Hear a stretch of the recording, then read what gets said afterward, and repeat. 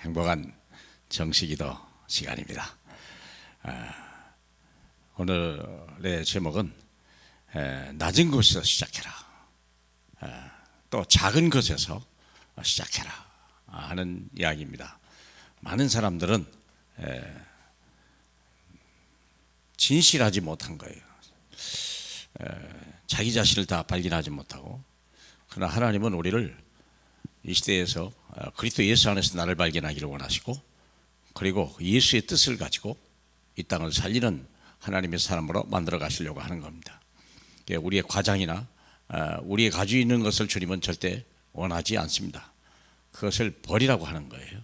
아무 쓸데없는 거예요. 자, 그래서 낮은 자리에서 새로운 인생을 시작합시다. 나이가 좀 들었어도 괜찮아요. 실패가 좀 심해도 괜찮아요. 또 우리가 많은 약점을 가지고 있어도 괜찮아요.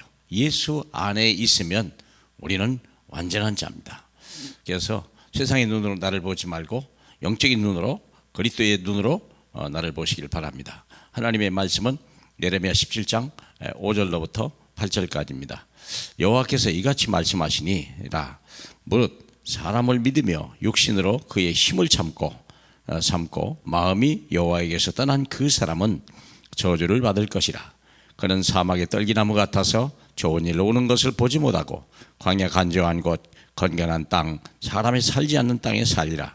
그러나 무릇 여호와를 의지하며 여호와를 의뢰하는 그 사람은 복을 받을 것이라. 그는 물가에 심어진 나무가 그 뿌리를 강변에 뻗치고 더위가 올지라도 두려워하지 아니하며 그 잎이 청정하며 가무는 해에도 걱정이 없고 결실이 그치지 아니함 같으니라. 아멘. 세상에서 실패했다고 해서 두려워하지 마세요. 세상에서 실패하는 것이 우리 축복입니다. 그것도 일찍 실패하는 것은 더 축복입니다. 그래서 우리 주님은 작은 것에서부터 시작해도 된다는 거예요. 사랑하는 여러분, 자 보세요. 많은 99%의 사람들이 이미 과거의 상처에 잡혀 있다는 거예요. 섣불리 시작했거든요. 세상이 그렇게 녹록지 않거든요. 세상을 우리가 두려워할 필요도 없지만 너무 얕볼 필요도 없죠. 어차피 세상은 내 뜻대로는 안 되는 것입니다. 그래서 과거에 잡히는 거, 과거의 상처에 잡혀 있어요. 그건 안 되더라, 안 된다, 부정적인 생각을 많이 가지고 있죠. 이미 또 많은 사람이 이미 실패한 삶을 살아가고 있어요.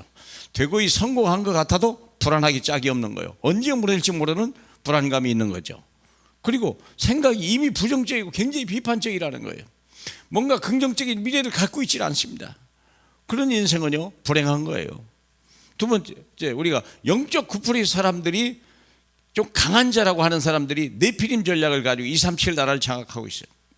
중국이 그러고 일본이 그러고 미국이 좀 그러고 강대국들이 거의 그래요. 강압적이요, 조건적이고 이런 일이 있죠.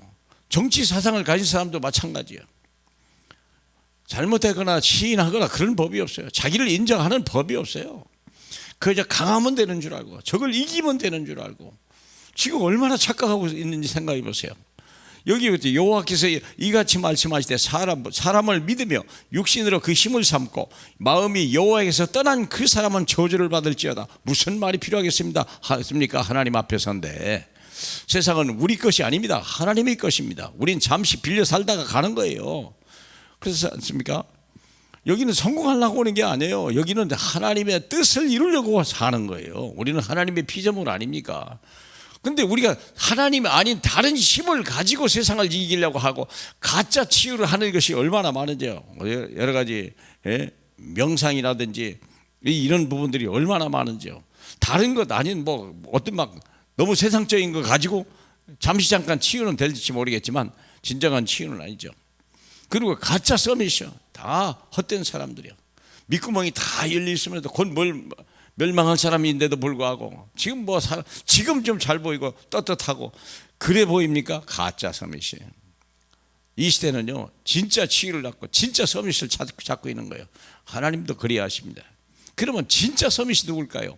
0.2%의 복음을 가진 자예요. 아주 작은 숫자입니다. 그러나 복음을 가진 한 사람이 있다면, 진짜 복음으로 결론낸 사람이 있다면 그 사람은요, 하나님이 그 사람을 쓰기 시작하는 거예요. 베드로도 썼고요, 바울 같은 사람도 썼던 것입니다. 사랑하는 여러분, 그래서 우리가 성경에 나오는 인물들 중에 유명한 인물들이 바로 그러게요. 예. 그래서 우리가 세상에서 환난을 당하나 염려하지 마라. 내가 세상을 이겼노라 그랬고 넉넉히 이긴다 주님이 말씀했습니다. 사랑하는 여러분, 우리가 그리스도 예수 안에서 뭘 걱정합니까? 우리는 주님이 함께 있는 사람인데, 그렇잖아요. 여호수아가 두렵고 떠는데도 불구하고요 담대하라 그랬어요. 내가 너와 함께함이라. 히브리서 11장 사람들은 세상이 감당하지 못하는 사람들이에요. 그러면 세상이 그러려고 어디 둘 데가 없는 거예요. 우리가 왜? 그 사람들은요 이 세상이 주목적이 아니거든요. 이 땅에 하나님 나라가 임하고 하나님의 뜻이 이 땅에 이루어지는, 우리가 주 기도문 알잖아요. 주 기도문의 내용이 뭡니까? 하나님 나라가 임하는 거예요. 주의 이름이 거룩히 여김을 받아야 되는 거예요. 주의 뜻이 이 땅에 이루어져야 되는 거예요. 너희는 이렇게 기도하라 말씀했잖아요. 그러면 일용할 양식, 그게 주목적이 아니에요. 사람이 이기는 거 그건 아니, 용서해버리면 끝나는 거예요. 그렇잖아요. 자, 그래서 초대교회는요 사도행전 28장 31절, 그는요 마지막 로마 시대요 그게 찾아오는 모든 사람 앞에 예수가 그리스도다, 모든 문제 해결자다, 두려워하지 마라, 강하고 담대하라, 하나님 나라가 임하였다. 바울은 그렇게 외치면서 마지막 인생을 멋있게 장착했습니다. 사랑하는 여러분, 우리가 노예 같은 인생이지만 하나님이 쓰시는 서밋 같은 인생으로 쓰임받기를 주님의 이름으로 축복합니다. 할렐루야. 우리 하나님 아버지 감사합니다. 우리가 참 노예 출신이요 죄인 출신이요 소망이 없는 자였으나 이제는 하나님의 자녀로서 세계 변화와 세계 복음화의 언약을 가지고 하나님 우리를 불러주시니 감사합니다. 작지만 써주시옵소서.